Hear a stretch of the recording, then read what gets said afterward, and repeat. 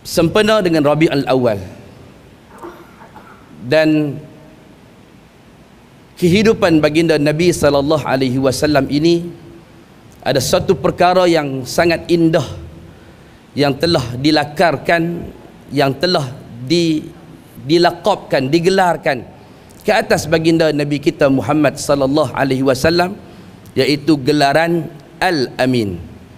Mungkin ramai yang sudah sering mendengar gelaran Al-Amin, namun kita mungkin tidak tahu di sebalik makna gelaran Al-Amin yang diberikan kepada baginda Nabi kita Muhammad sallallahu alaihi wasallam. Jadi saya minta Profesor Doktor untuk mengulas persoalan tersebut. Silakan. Assalamualaikum warahmatullahi wabarakatuh. Alhamdulillah, nahmaduhu wa nasta'inuhu wa nastaghfiruh wa na'udzu billahi min shururi anfusina wa min sayyiati a'malina, man yahdihillahu fala mudhillalah wa man yudlil fala hadiyalah. Asyhadu an la ilaha illallah wahdahu la syarikalah wa asyhadu anna Muhammadan abduhu wa rasuluh. Allahumma salli wa sallim ala Muhammad wa ala alihi wa sahbihi ajma'in. Amma ba'd. Terima kasih kepada Ustaz Adni selaku moderator pada malam ini. Yang saya muliakan Tuan Imam, Ahli Jawatan Kuasa Masjid, hadirin hadirat, mukminin dan mukminat yang dirahmati oleh Allah Subhanahu wa taala sekalian.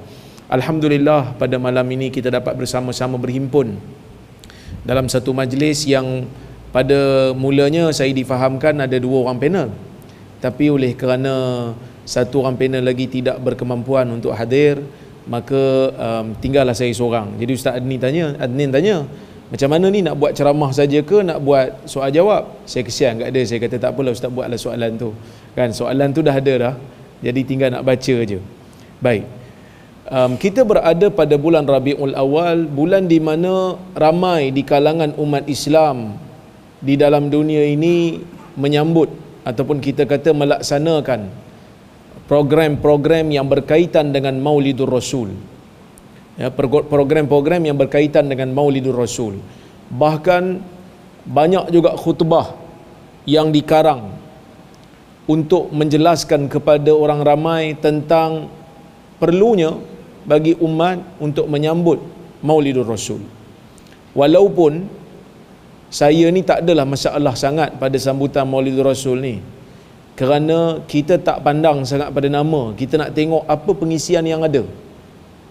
Maka negeri Perlis dia adakan satu kempen Zikra Rasul, mengingati Rasul. Kerana pada bulan Rabiul Awal ada orang kata macam alah lebih kurang sama je tu. Tak sama sebenarnya, kerana Zikra Rasul lebih luas daripada hanya sekadar Maulidur Rasul. Maulidur Rasul ialah kita mengingati kelahiran Nabi Muhammad sallallahu alaihi wasallam.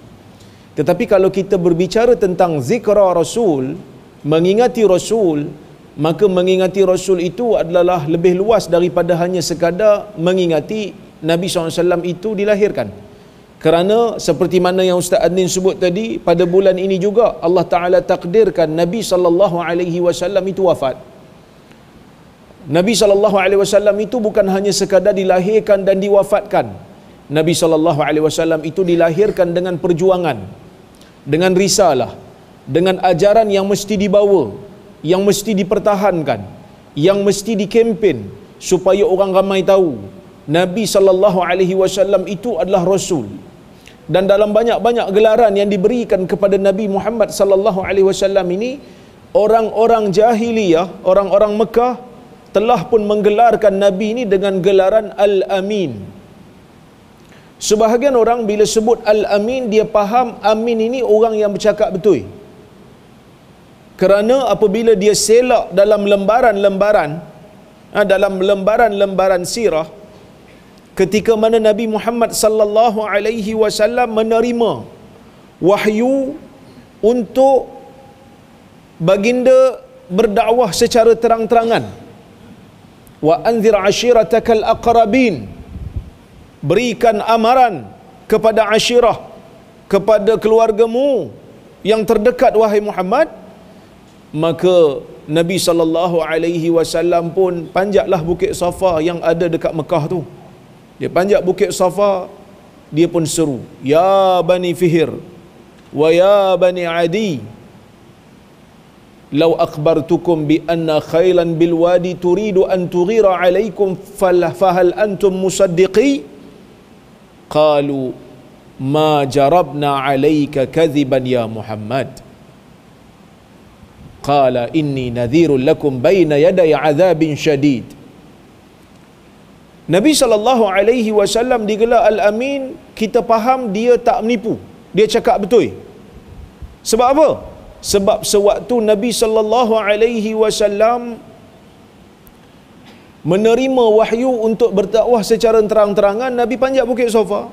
Nabi panggil, wahai anak-anak Fihr, wahai anak-anak Adi, apa pandangan kalian kalau aku khabarkan kepada kalian di belakang bukit ni ada tentera berkuda yang datang nak menyerang kamu dalam keadaan kamu tidak sedar. Igharah. Igharah ni salah satu daripada kaedah perang yang ada di zaman dulu. Sekarang ni perang kebiasaannya memang inilah caranya, igharah. Tak bagi warning. Tapi ada perang zaman dulu yang gentleman. Dia nego dulu. Kalau tak setuju baru perang. Lepas tu kalau nak rehat. Okay, kita rehat sampai esok. Siapa yang tengok cerita-cerita Hollywood kan, cerita epik zaman-zaman Rom, zaman-zaman Yunan, dia akan nampak peperangan zaman dulu gentleman. Tapi ada juga igharah ni, terutamanya apabila berlakunya pengkhianatan. Maka Nabi SAW sebut pada Quraisy, kalaulah belakang bukit ni ada tentera berkuda, knight, yang datang nak serang kamu dalam keadaan tidak memberikan apa-apa amaran, adakah kamu percaya? Apa kata Quraisy? Ma jarabna alayka kadhiban ya Muhammad. Muhammad, kami mana ada pengalaman kena tipu dengan kamu, kami percayalah. Maka Nabi pun memulakan dakwahnya, inni nadhirul lakum bayna yaday azabin syadid. Aku memberi berita buruk, memberi amaran, memberi ancaman kepada kamu tentang azab yang bakal menimpa kamu. Maka bermulalah penentangan terbuka terhadap Nabi SAW. Tetapi Al-Amin ni bukan hanya sekadar tak cakap bohong, bukan hanya sekadar manusia yang bercakap benar. Al-Amin ni luah lagi daripada itu. Kerana kalau tak cakap bohong, semata-mata ada orang tak cakap bohong, tapi dia jahat, dia kasar. Jadi Al-Amin tu sebenarnya dengan terjemahan yang lebih luas, kita mengatakan Nabi SAW itu bersifat dengan sifat yang jujur. Nabi SAW itu bersifat dengan sifat amanah.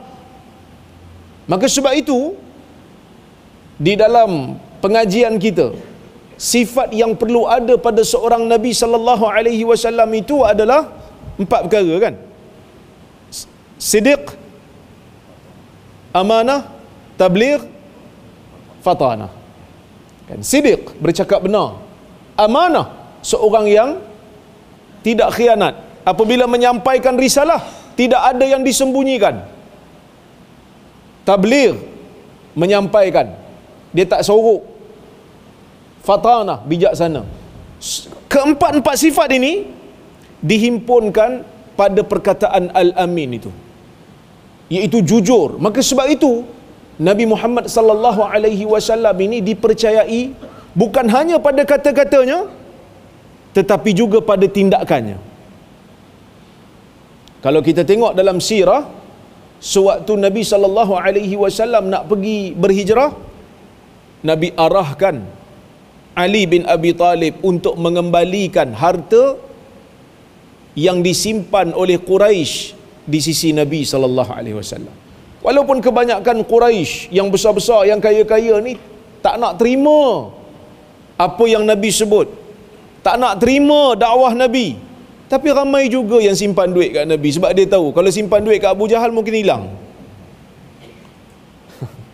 Tapi dia simpan dekat Nabi Muhammad SAW. Sehingga kan ada seorang pemuda Al-Akhnas bertanya kepada Abu Jahal, Muhammad ni cakap betul tak? Abu Jahal tak nak jawab pada peringkat awal, sehingga Akhnas ni tarik Abu Jahal pergi tempat yang sunyi. Dia mengatakan, kita berdua je sekarang ni, aku nak cakap engkau, aku nak tanya engkau satu soalan real punya, satu soalan yang aku nak jawapan. Muhammad ni cakap betul tak?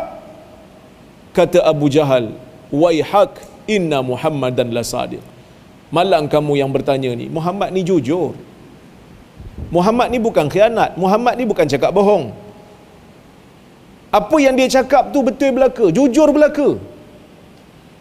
Walakin lamma dhahaba banu Qusay bil liwa'i was-siqayah wan nubuwah fama yakunu li sa'iri Quraisy.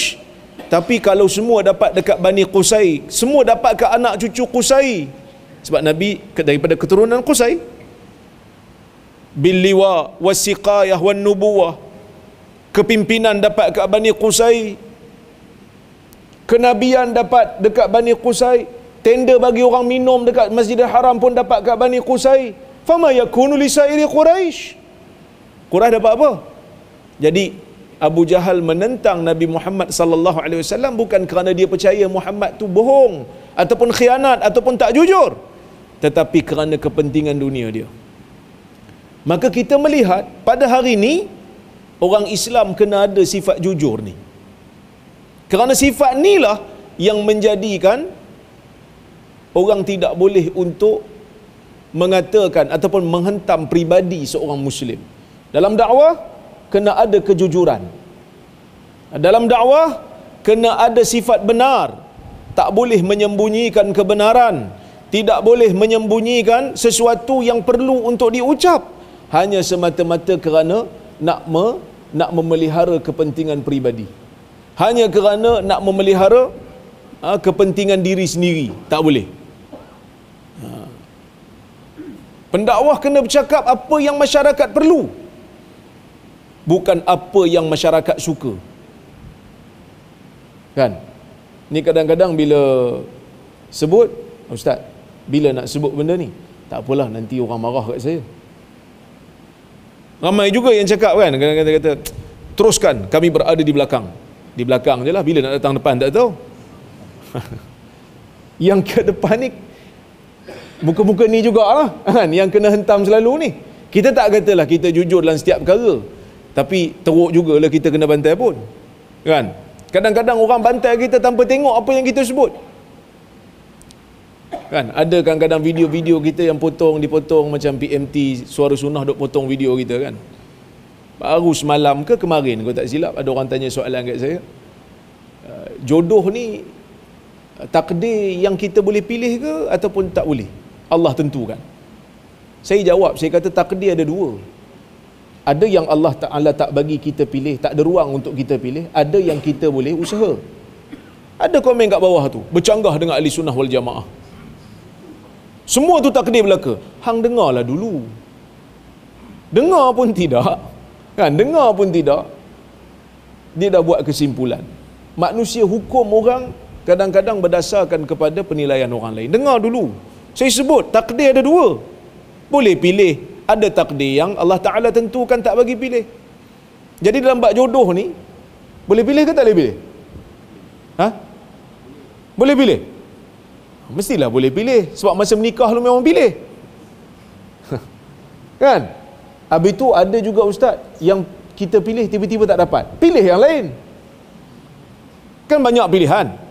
Tapi ustaz dah pilih-pilih tersilap pilih. Tu salah kau lah, salah pilih. Tapi pilihlah juga.